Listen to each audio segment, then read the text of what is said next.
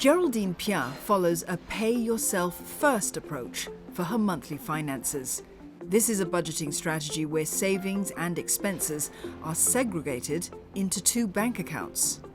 It simply means that every month your salary goes into maybe account A, but you pay yourself a form of allowance in account B, and you only spend the amount of money in account B. So this is a great way to ensure that you actually don't overspend, because you kind of segregate out your expenses and savings right at the beginning of the month.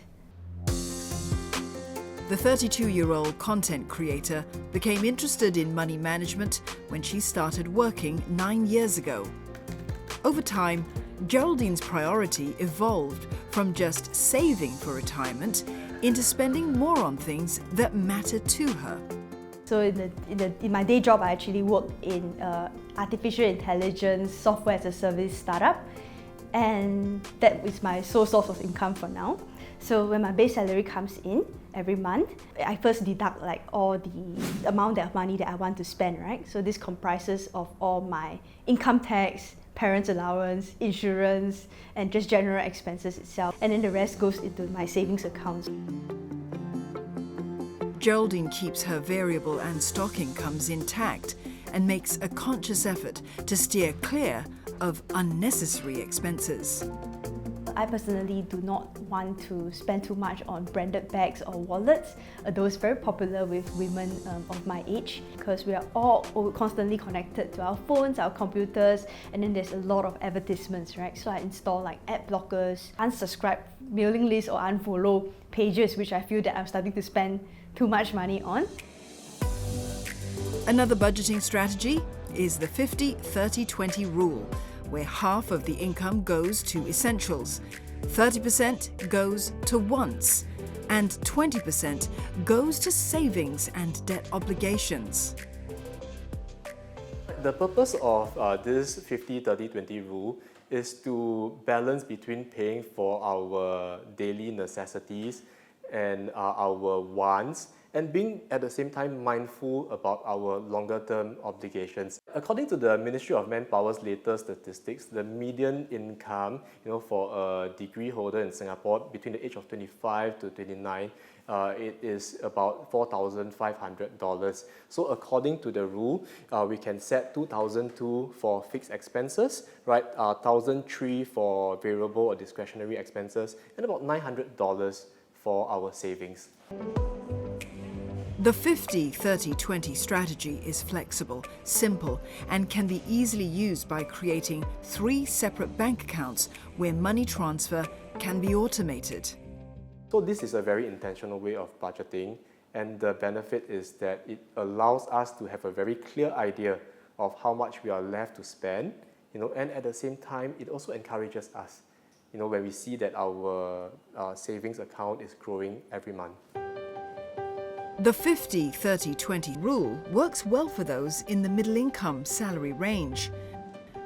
But those in the extreme ends may need to find other strategies. For a person who may not be earning as much, he may be struggling to keep his fixed expenses within the 50% mark. On the other end of the spectrum, for a high-income earner, they may not have fixed or variable expenses that amounts to the 50% or the 30% benchmark.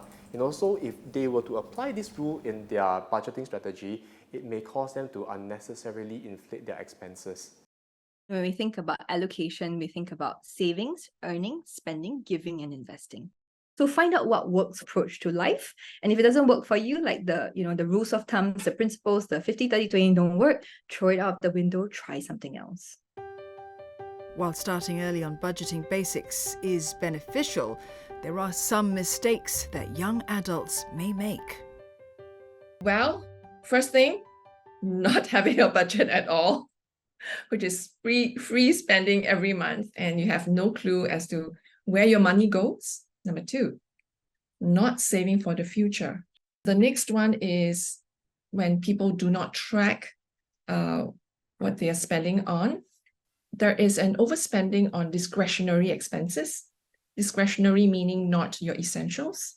And last but not least, not paying off your credit cards in time. Part of the missing gap that we've seen and identified is actually your emotional regulation, because money is emotional. And when money is emotional, we then make irrational decisions. And the key thing with FER, or financial emotional resilience, is 3 components: habits of mind, having good mental habits, and being able to emotionally regulate. Right? So once we emotionally regulate, we won't do silly things like impulse spending, but we're human, right? So be kind, be gentle to yourself, and then figure out, okay, if I've made a mistake here, how can I do things differently? When it comes to holistic money management, I would think that it is really a process of lifelong learning. It's actually a form of financial self-care, that reaps many benefits. First of all, by starting out early, we develop the habit of sticking to the plan. And it becomes easier for us to be disciplined with our monies when our financial situation gets more complex in the future. A few tricks to keep to budget include shopping around for discounts and promotions, asking friends for ideas on how to save on purchases, and cutting down on discretionary expenses.